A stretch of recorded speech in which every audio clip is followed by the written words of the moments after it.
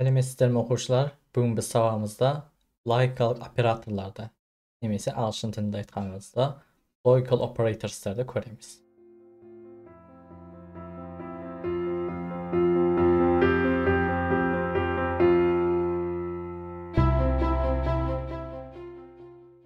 Logical operatorlar degenimiz ne?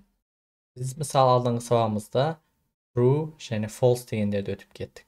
Бірақ мысалы екі жағдай болған кезінде бұның біреуі дұрыс, біреуі қате болған кезде екеуі бір-бірімен қалай жұмыс жасасады, оларды білу үшін. Немесе шартты ойлап көріңіз. Мысалы бір сан әм 100-ден кіші болуы керек және 10-дан үлкен болуы керек. Бұл сан 10 мен 100-дің арасында болуы керек. Біз сондай жағдайларда осы деген логикалық операторларды қолдануымыз тиісті болады. Немесе басқа деген бірнеше шартты қолданатын кезімізде логикалық операторларды қолданамыз. Логикалық операторлардың ең біріншісі NOT деп кетеді, аталады.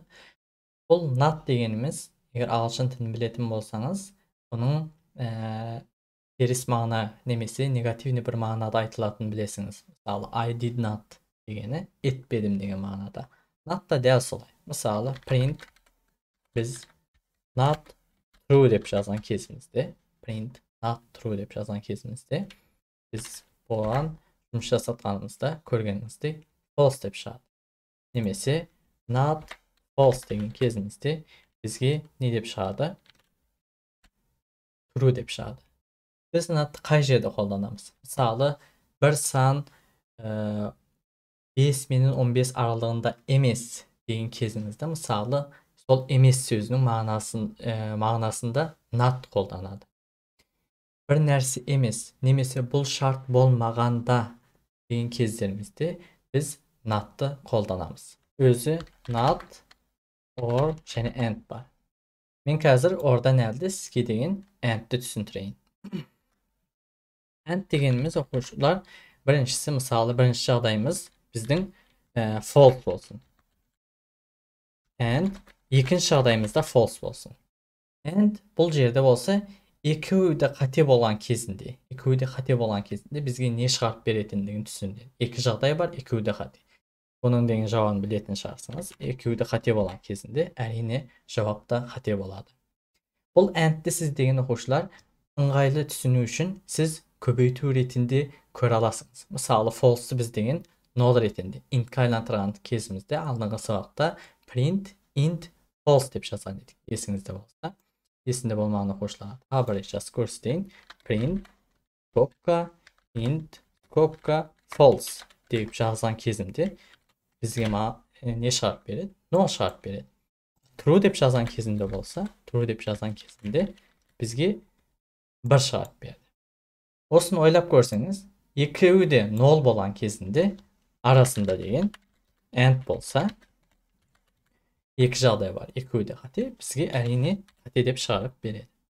Енді басқа қандай жағдайлар болуы мүмкін? Мысалы, бірінші жағдайымыз қате болып, екінші жағдайымыз дұрыс болуы мүмкін. Ол кезде қандай болады? Print false and true. Бірінші жағдайымыз қате, екінші жағдайымыз true. Енді бұл жерде біз не күтеміз? Екінші жағдайда не күтеміз? Екінші жағдайда false күтеміз. False күтетініміздің себебі and деп тұр. And дегені және деген мағынада, яғни екеуі де, шарттың екеуі де дұрыс болуы керек. Немесе қанша шарттың арасына қойған болсаңыз, сол шарттардың барлығы да дұрыс болуы керек. Бұл жерде де бізге қате деп шығады. Жасатып көрейік. Көргеніңіздей false деп шықты. Үшінші жағдайымыз осының қарама қарсысы, бірінші жағдай true болып, екінші жағдай қате болған кезінде. Бірінші жағдай дұрыс болып, екінші жағдай қате болған кезінде және бізге false шығады. Неге? Екі жағдайда true болған кезінде ғана true болып жұмыс жасайды. Біз деген бұны жұмыс жасатайық. Жүргізейік, көргеніңізде үш жағдайда false деп шықты. Соңғы жағдай болса, екі жағдайда true болған кезінде. Бірінші және екінші жағдайда true болған кезінде. Онда не болады? Көргеніңізде true болады. Бұл біздің екінші логикалық операторымыз. Біздің соңғы логикалық операторларымыз or деп кетеді. Orada deyin biz deyin kəsə deyin bağlıq endlərin oruna bir vaxtda qoyub ko'rsata alamız. Bağlana or qoyubşay. Or deginimiz Alşın tilinin Qazaq tilinə audaran kezimizdə nemesi. Ors tilinə audaran kezimizdə olsa ili degen mana keledi. İki oyunun biri durus var. Durus bolsa onda bizge durus depeceğiz degen mana keledi. Nemesi bizden hanışama şeti şartımız bolsun. Bol şeti şartın bağlının arasında or bolsa onun tek qana biri durus bolsa bizge degen true dep şart beredi. Barlığı false bolan gezinde. False dep şart beredi. Qanşa o durus bolanның degen hiç ayırmaşılığı yok. Bırak qana degen minimum bırak qana true bolsa bizge true dep şart beredi. Bol жерден birinçiden kütetinimiz bizden false or yani false. İlk false, ikisi de xati olan kezde bizge false dep şart berek. Birincisi false, ikincisi true olan kezdinde bir true bolan üçün bul жерде true dep şart berek. Üçüncü şadayda birinci şaday siyaptı. Bul жерде bizge true dep şart berek gerek. Al dördüncü şadayda olsa true yani ikisi de durus olan üçün bul жерде en siyaptı. Bul da durus boladı. Basta saqtayıq, ondan keyin satayıq. Görgenizdey, birincisi false, qalanlarının barlığı true bolup çıxdı.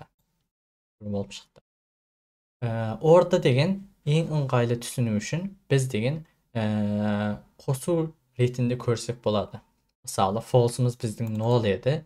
Null men null qosan kezimizde null boladı. Null men 1'di qosan kezimizde 1 boladı. 1 men null'du qosan kezimizde және 1 boladı.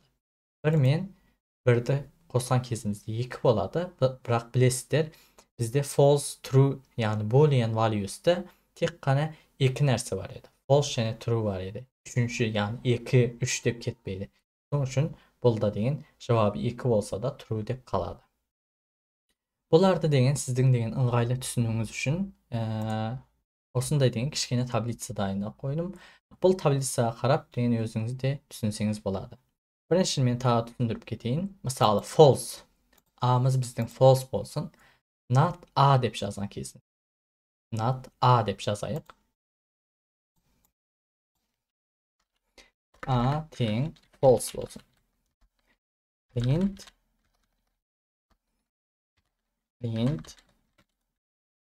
not A. Geçeceğiz. Mına жерде қате жаздым.